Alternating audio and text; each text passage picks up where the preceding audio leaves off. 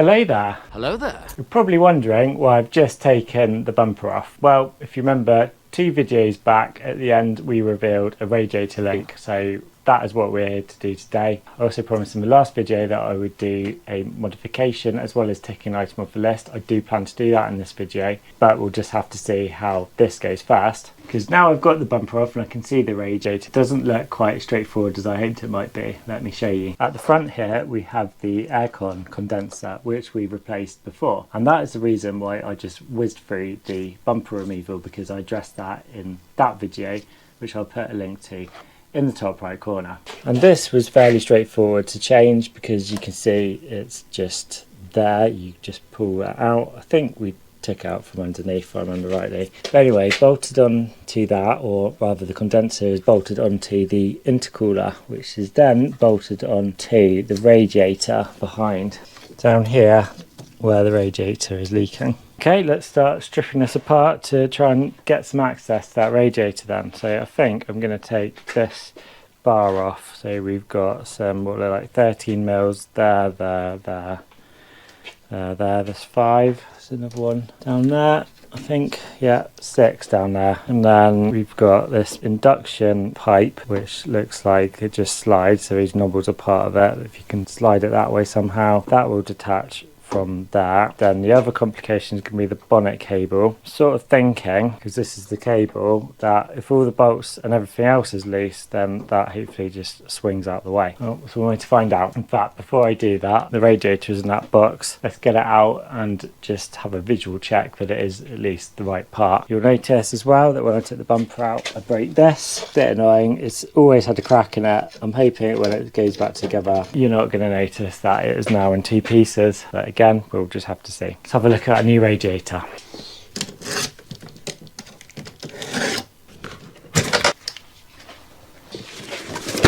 Looks good to me. So you can see this pipe going down, and this sort of rubber mounting bit here is that pipe going down, and you can see just underneath it the rubber mounting bit. The indications are that we got the right part and it is worth carrying on.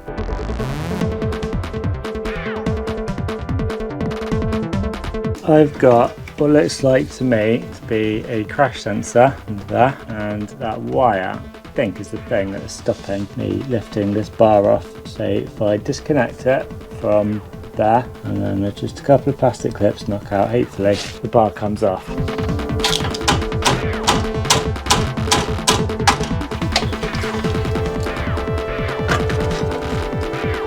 There we go, bit of gentle persuasion and that is out of the way. Next, let's undo that Torx, which hopefully means I can remove this fully.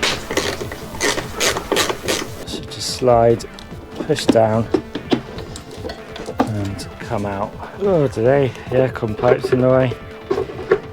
It's not coming out that way, is it? Oh, there we go. Twist. Twist and slide.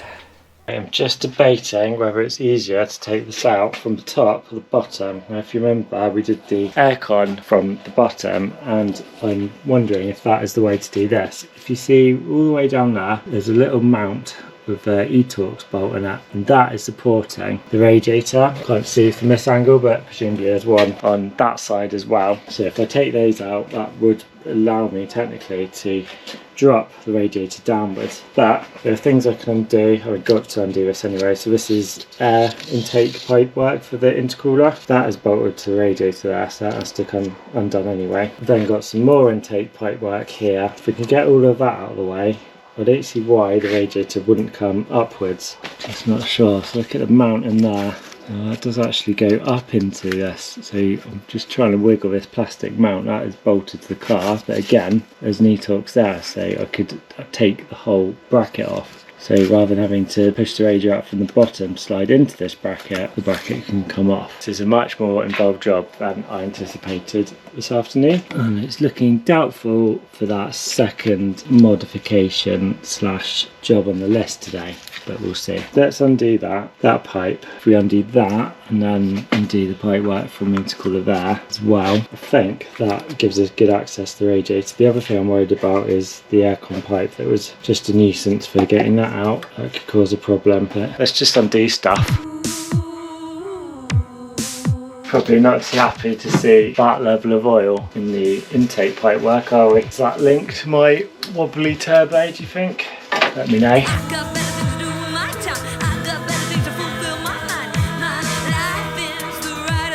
Looking more optimistic that we should be able to get it out from the top. We've got to disconnect the fan from the radiator, which is simple enough. We've got an e-Torx bolt there, and looks like another one just in there. Start undoing some coolant pipes. They haven't yet drained the coolant. As you can see, the expansion tank is still full, so I want to get underneath and drain the coolant next, I think. So we've got this red cap here, which is the drain for the coolant. I need a screwdriver to help me undo that. Probably need to undo the expansion cap. Oh man. Oh man, it's getting everywhere. Needs a bigger bowl. What a mess. Didn't think this through, did I? Not at all. Started taking this wheel arch trim out, and that stream would potentially just go straight in the bowl.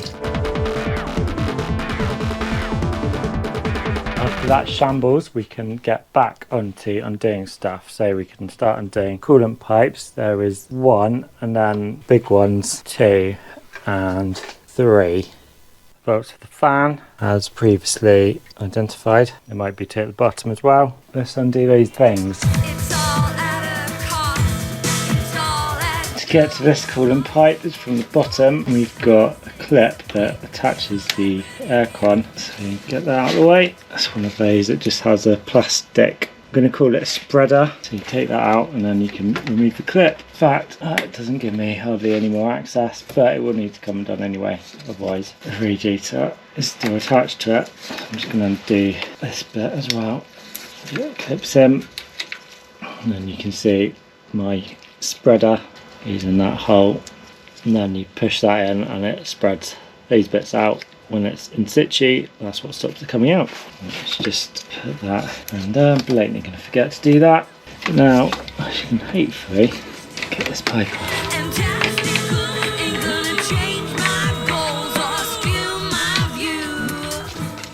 Water, that's good. Some other things that I noticed that I'm going to have to undo. This bolt does the aircon, and I believe, looking at it, it goes through the intercooler into the radiator, so that's going to have to come out. This top one looks like it only goes into the intercooler, and that looks to be the same on this side and also the top one for some reason. So just that bottom one, and I can see through the gap that there is another bolt there that goes through the intercooler into the radiator. That's got to be the same on this side, surely. There's a clip hook there, and it looks like, oh no, there's one hidden in there. Sneaky. Okay, so I think we do these bolts next, and we should then start to see some movement in that rad, a bit more than that. We've also got these that we looked at earlier. So there's an e-Torx bolt at the top there. Let's get that out. And same on the other side, just behind the screen wash filler neck. Let's go.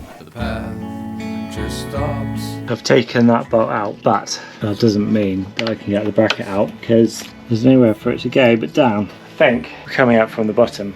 And I don't think that's too much of a problem, because there is that e-Torx there which undoes this bracket that holds the rad in. If I undo these e-Torx, take these brackets out, in theory the whole thing falls down, but I still need to undo those. When the phone starts to ring, that's those brackets off that holds the radiator up on the subframe that go in there. So as you can see, there were actually 2 E12s. As far as I'm aware now, there is nothing attaching the radiator to the car. There probably is, but nothing that I'm aware of. The only reason I can see it's not falling out now is that clip down there. If I can move the radiator, the bottom of it, towards the front of the car, I don't see why it shouldn't just fall out.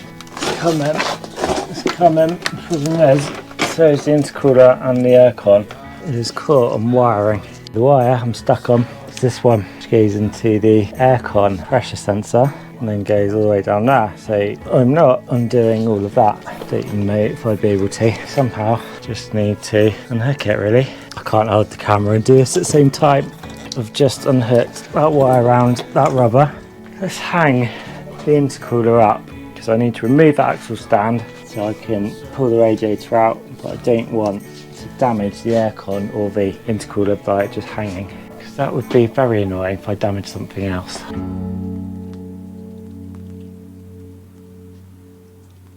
Now it's out, we can see it's all down here. It was leaking. It was a very slow leak, and I could have got away with not fixing it for a little while longer, but it was leaving a bit of a puddle underneath the car, and you can always tell it's coolant because if you stab your finger in it, I don't know that I'd necessarily recommend this, but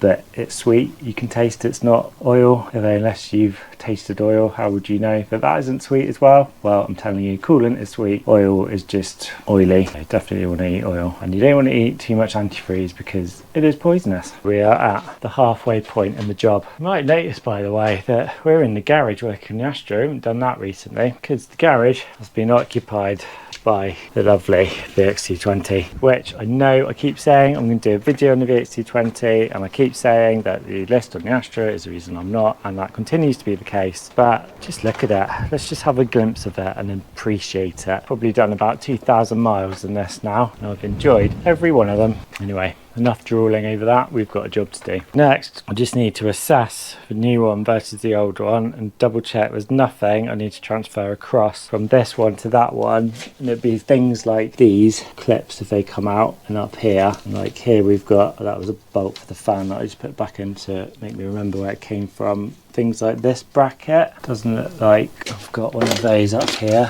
so that probably needs to be swapped over. We've got the rubbers, so we don't need to swap those over. I think the best thing to do is get that out, put them side by side and have a proper look. What we do want to do though is put this back in there, because hopefully I can slide the new radiator back in with that in situ. Let's do that first before I forget.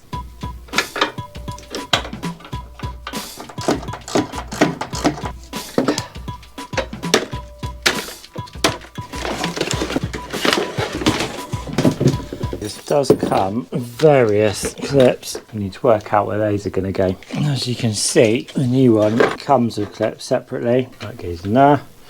Don't know why they couldn't just fit them for me. Why wouldn't they just come on the radiator? Don't tell anyone I'm annoyed. Where do the others go? Right, one goes up there, although that's the one that I need to unbolt, isn't it? So I think I need to flip them around. Oh, more leaky coolant. Did you see how I saved my language there? Whoa. So this has a clip on there to replace, which is one of those. It's slightly different to the original, but fine. I can take this off. Put a new one on. That's nice. That clip I've just put in, it's one of those. So you have a square like this, and you'll just push it in from one side and then get a screwdriver, and then you just push. Now you should be able to slide this on as well, or not. Let's see. So this has got some sort of, I'm going to call them sticky outy bits on there, which on the old rad slot into those two holes, and the new rad doesn't have those slots. The only thing to do is to chop it off. So why didn't you chop it off? So why didn't you chop it off? God, I'm in a funny mood today, aren't I? Chop, chop, give it a buff. I'm gonna get a hammer. Hole lined up with the clip thread, so good, that is in. Right, I'm just gonna work my way around and do the rest of the clips that need clipping into the new one that the old one has and the new one currently doesn't. I haven't got very far because I need more of these, so I'm going to have to reuse them off the old radiator. Probably a good time to mention that this is another eBay special purchase of mine, £70, cheap as chips, so what do I expect? Let's swap these clips over them. I reckon I'm ready to go back in with the new radiator now. Just looking at this mess. If I'd had half a brain, I would have used this opportunity to replace the turbo, as I've got really good access to it right now. But never mind, this job's proving quite a lot on a Sunday afternoon, so I wouldn't have wanted to tackle a turbo as well. Okay, let's get that slotted back in. There it is, slotted into place, holding itself up under its own steam by that clip resting on the sub frame. Well, let's put it on time warp and put it back together. I'll check in for any issues.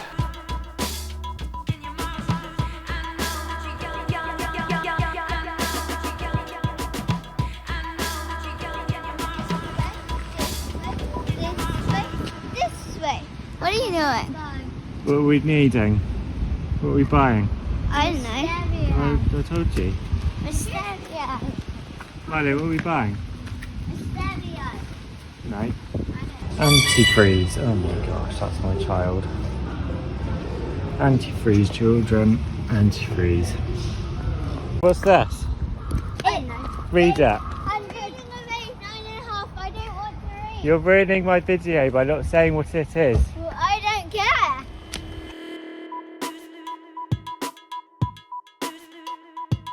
We're pretty much back together. We've got coolant in the pot. I might just plug this back in just in case starting the car with that unplugged does anything weird, and I'm now going to start it up, leaving it all exposed like this so I can check for leaks. I literally just said I was going to plug that in. I didn't. Now we have an airbag light on the dash. Pretty sure I'll be able to get that out if it doesn't go out on its own by plugging that in. Well, I think that's a fair test. Let's turn it off and put it all back together.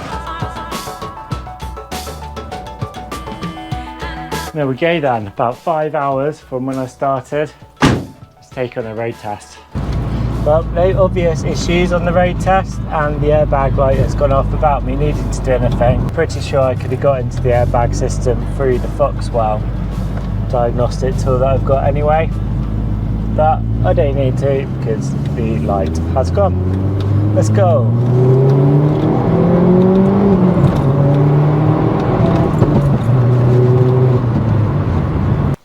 The Astra back on the driveway, the XC20 back in its garage, and the coolant is looking like a good level, but obviously let that cool overnight. I'll check it again in the morning. If it does need topping up, I don't think it'll be much, and then that will be it. It'll be bled. So that's it then, the radiator done.